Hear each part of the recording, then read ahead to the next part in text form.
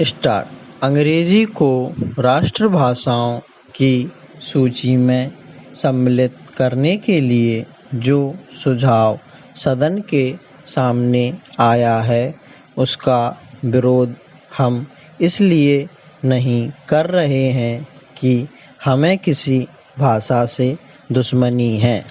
हम यदि अंग्रेजी भाषा के आधार पर विद्वान बने हैं तो यही कहकर कि हम उसी के द्वारा बने रह सकते हैं। हिंदी को पीछे रखना उचित नहीं है। यह भ्रम सारे देश में फैलाया जा रहा है कि हिंदी से हमारी प्रगति नहीं हो सकती है। इसके विपरीत मैं देखता हूँ कि देश को यदि कोई भाषा दो भागों में बांट रही है तो वह अंग्रेजी भाषा ही है। जिनको हिंदी नहीं आती वे समझते हैं कि हिंदी पढ़े लिखे लोग उन पर हावी हो जाएंगे। मेरी समझ में तो यह बात नहीं आती। जो आदमी विदेशी भाषा का पंडित बन सकता है, उसे हिंदी का साधारण ज्ञान प्राप्त करने में कौन सी कठिनाई आ सकती है। हिंदी तो इतनी सरल भाषा है कि थोड़े से संपर्क से ही आदमी हिंदी जान लेता है और अपने भाव प्रकट कर लेता है। ऐसी अवस्था में यदि हिंदी राष्ट्रभाषा का स्थान ग्रहण करती है तो हमारा अंग्रेजी से संबंध टूटने वाला नहीं है।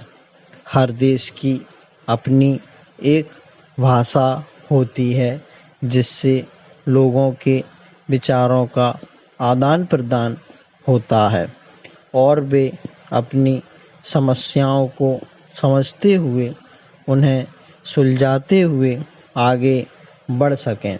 वह भाषा वही हो सकती है जिसको देश के अधिक से अधिक लोग समझ, बोल और लिख सकें।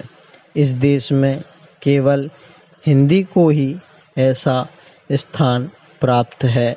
फिर हमें हिंदी को देश की राष्ट्रभाषा बनाने के लिए क्यों आपत्ति है। यदि हम इस प्रस्ताव को, जो कि हमारे सामने पेश है, स्वीकार करते हैं तो मेरा यह निश्चित मत है कि जिस दास्तां के बंधन से हम निकलने की कोशिश कर रहे हैं उससे हम नहीं निकल पाएंगे। पैरा। अंत में मेरा माननीय सदस्यों से निवेदन है कि वे केवल अपनी पार्टी की आज्ञा को न देखें बल्कि अपनी बुद्धि से काम लें और इस प्रस्ताव का विरोध करें।